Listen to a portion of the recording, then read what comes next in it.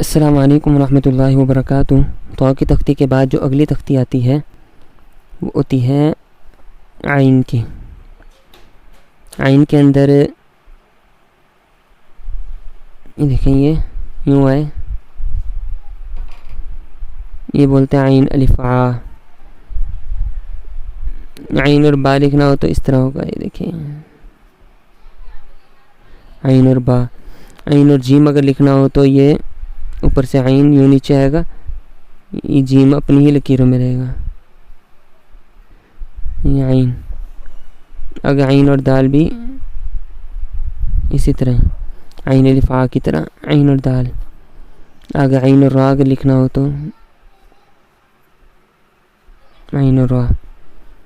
आगे एक आइन रा ये वाला भी होता है ना, नीचे की कशिश वाला थोड़ा लंबा सा। आइन और सीन देखिए,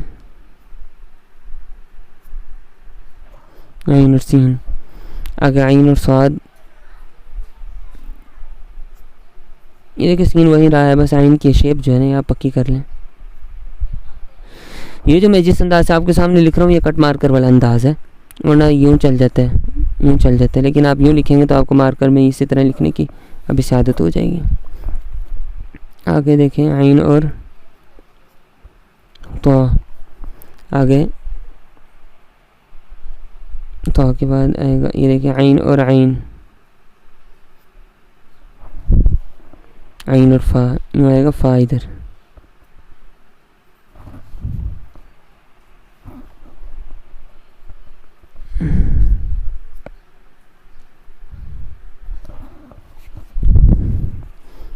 आगे काफ, आगे लाम देखें यहाँ,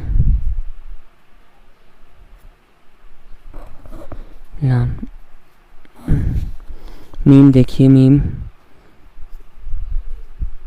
मीम अपनी लकीरों में रहेगा, ऊपर आइन ऊपर इस तरह से आ गया और यह मीम नीचे। आगे नून, आगे वाव देखें,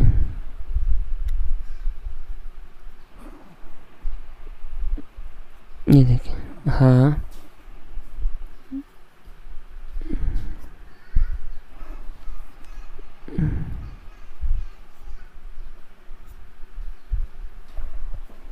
ठीक हो गया, ये हो गया आइन की तख्ती। तो इसकी शेप वही है, तो आप ये देख लीजिए।